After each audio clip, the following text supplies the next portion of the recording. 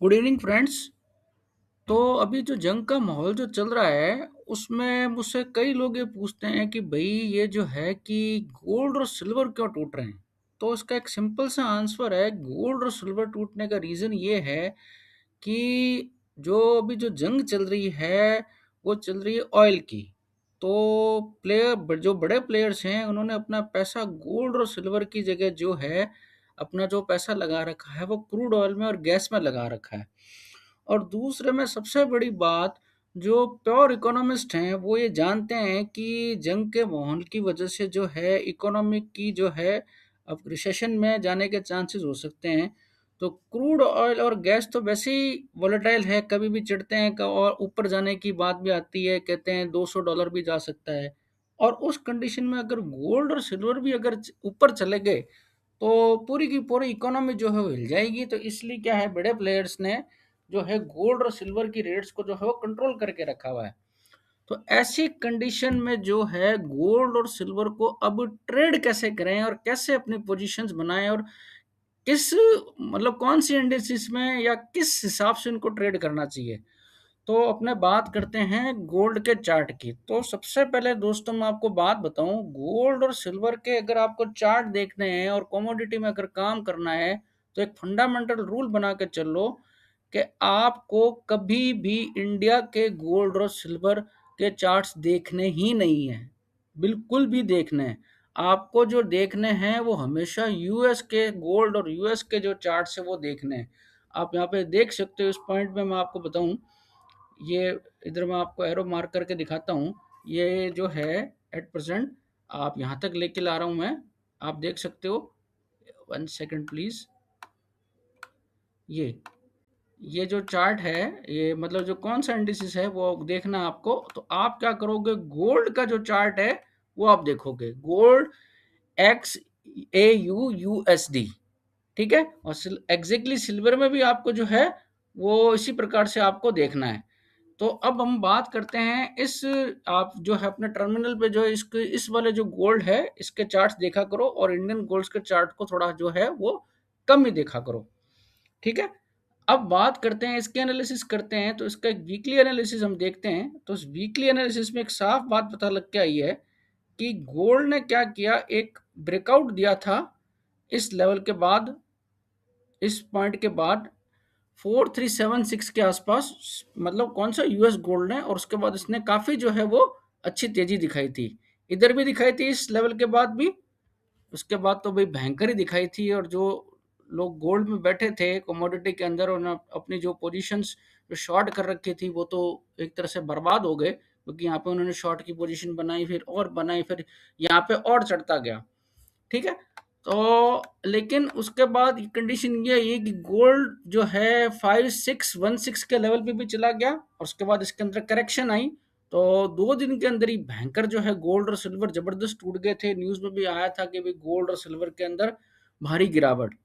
अब हुआ क्या, वो एक बार जरूर गिरावट आई थी, लेकिन उसके बाद क्या है, गोल्ड और सिल्वर दोबारा चढ़ने लग गए। अब गोल्ड के अंदर ये हुआ, गोल्ड ने यहाँ पे एक सपोर्ट लिया 43 जो है इस पॉइंट पे, डेट इज आपका 4395, 4395 में इसने जो है गोल्ड ने सपोर्ट लिया। उसके बाद ये ऊपर गया और यहां से इसने रेजिस्टेंस खाया, मतलब जो पुराना वाला हाई था उसको उसने तोड़ा नहीं। अब गोल्ड वापस जो है 2 मार्च 2026 के बाद, मैं आपको डेट लिख देता हूं, 2 मार्च 2026 के बाद आज वापस इस मतलब जो है ये काफी टूटा है 3 हफ्तों के अंदर अंदर। और 8% जो है गोल्ड चल रहा है 4494 पे। तो गोल्ड अब जो है मुझे ऐसा लग रहा है वापस इसी लेवल के आसपास सपोर्ट लेगा, डेट इज 4395 के आसपास। तो इस कंडीशन में हम गोल्ड के अंदर जो है वो पोजीशन जो है बना सकते हैं, चाहे तो कमोडिटी के अंदर, चाहे तो फिर आपके मिनी गोल्ड के अंदर या बड़े गोल्ड के अंदर जिसमें आप ट्रेड करना चाहते हो। जनरली मैं रिकमेंड ये करता हूँ कि अगर आपको ट्रेड करनी है तो आप ट्रेड जो है गोल्ड पेटल्स के अंदर करें, क्योंकि इसके अंदर आप अगर नीचे जाते हो तो एवरेजिंग कर सकते हो। लेकिन इसके अंदर फिर आप स्टॉप लॉस लगाना जरूर ना भूलें, क्योंकि इनकी चाल जो है गोल्ड और सिल्वर की बड़ी खतरनाक होती है। तो अब इसी गोल्ड को हम इक्विटी के अंदर कैसे ट्रेड करें और अपनी जो वेल्थ है वो कैसे तगड़ी मोटी बना सकते हैं, तो मैं आपको दिखाता हूं एक अपने मिराय एसेट गोल्ड ईटीएफ का चार्ट। तो जैसे ही चार्ट ऊपर नीचे इसका हुआ था, आप यहाँ पे देख सकते हो गोल्ड का इधर की तरफ ऐसे जब ऊपर नीचे हुआ है ये और ये ऐसे, दिस वन, ये पूरा जो सर्किल है, एक सेकंड मैं आपको दिखाता हूँ। ये आप देख सकते हो कि जैसे ही इसके अंदर ऊपर नीचे हुआ है ये, इस पूरे सर्किल के अंदर ये जो ये था एक पूरा जो ऊपर नीचे हुआ है इस पॉइंट पे, इसी पॉइंट पे ही गोल्ड का जो ईटीएफ है वो भी काफी काफी ऊपर नीचे जो है वो हुआ है। ये आप देख सकते हो इस पॉइंट पे, ठीक है। ये जो पॉइंट जो बन रहा है इस पे आप देख सकते हो कि गोल्ड ईटीएफ जो है पूरा ऊपर नीचे हुआ है।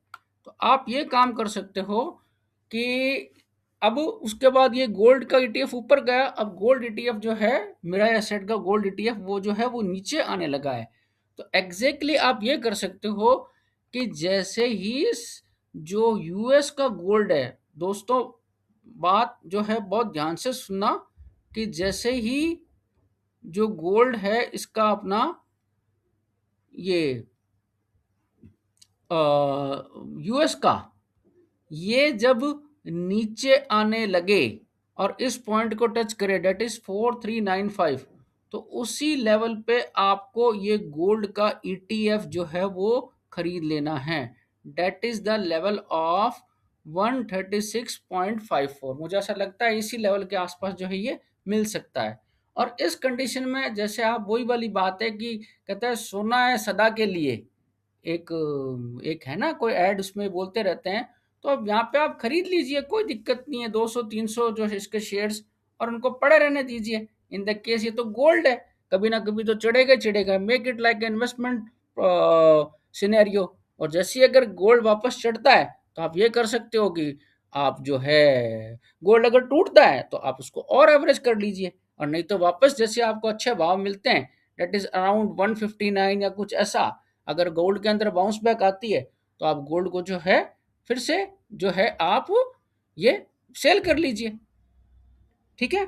तो ये थी एक छोटी सी स्ट्रेटेजी गोल्ड के अंदर कि गोल्ड की ईटीएफ को कैसे ट्रेड करना है। सिमिलरली सिल्वर के अगर आप चार्ट देखें, सिल्वर यूएस के, तो सिल्वर यूएस के अंदर जो है आपका सपोर्ट जो बन के आ रहा है वो आ रहा है 64.131।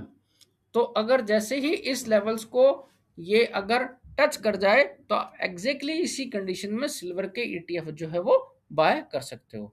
तो ये था छोटा सा आपका सिल्वर और गोल्ड का ईटीएफ का और पूरी कमोडिटी का अपडेट। अगर आपको ये वीडियो पसंद आया है तो वीडियो को लाइक करें और चैनल को सब्सक्राइब करें। जय हिंद।